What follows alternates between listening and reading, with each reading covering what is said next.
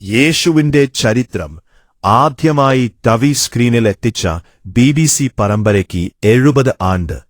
Jesus of നാസരത്ത് എന്ന പരമ്പര നിർമ്മിച്ച് മിനി സീരീസ് സംപ്രേഷണം ചെയ്ത യേശുവിന്റെ ജീവിത ചരിത്രത്തിന്റെ ആദ്യ ചിത്രീകരണമായിരുന്നു.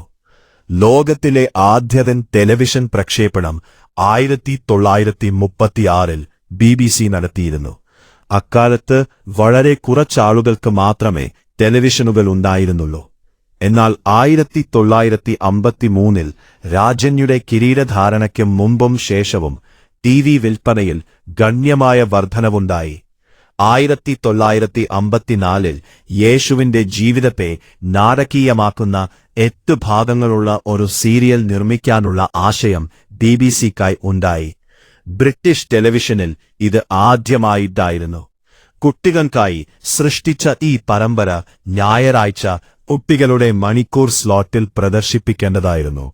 BBC കുട്ടികളുടെ സംപ്രേഷകയായ ഒരു പരിചയസമ്പന്നമായി തീർന്ന ജോയ് ഹാറിംഗ്ടൺ BBC സ്കൂളുകളുടെ മതപ്രക്ഷേപണത്തിന്റെ തലവനായി. റോബർട്ട് വാൾട്ടൺ BBC മതപ്രക്ഷേപണത്തിന്റെ തലവനായ റെവ് റോയി എന്നിവരുമായി കൂടിയാലോചിച്ച് മതവിഷയങ്ങൾ സൂക്ഷ്മമായി തയ്യാറെടുപ്പിന് ശേഷം അവർ പരമ്പര എഴുതുകയും മേൽനോട്ടം വഹിക്കുകയും ചെയ്തു.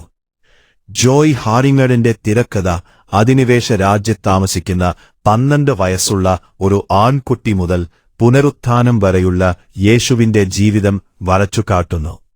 മുഴുവൻ പരമ്പരയും ആധികാരികത ലഭിക്കാനായി 1012 വയസ്സിലെ വസന്തകാലത്ത് ഗലീലയിലും യെരുശലേമിലും ഒക്കെ ചിത്രീകരണം നടത്തി. ബൈബിൾ കിങ് ജെയിംസ് പതിപ്പിന്റെ പുരാതന ഭാഷയ്ക്കു പകരം സാധാരണ ദൈനംദിന ഇംഗ്ലീഷ് ഭാഷയിലാണ് സംസാരിച്ചത്.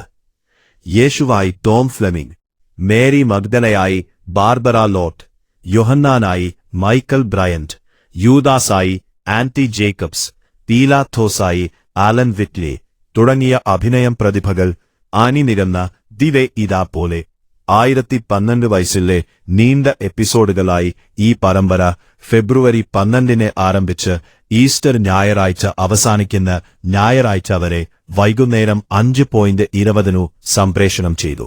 യേശുവിന്റെ ബാല്യകാലം മുതൽ ഉയിർത്തെഴുന്നേൽപ്പ് വരെയുള്ള സംഭവകഥയാണ് ചിത്രീകരിച്ചിരിക്കുന്നത്.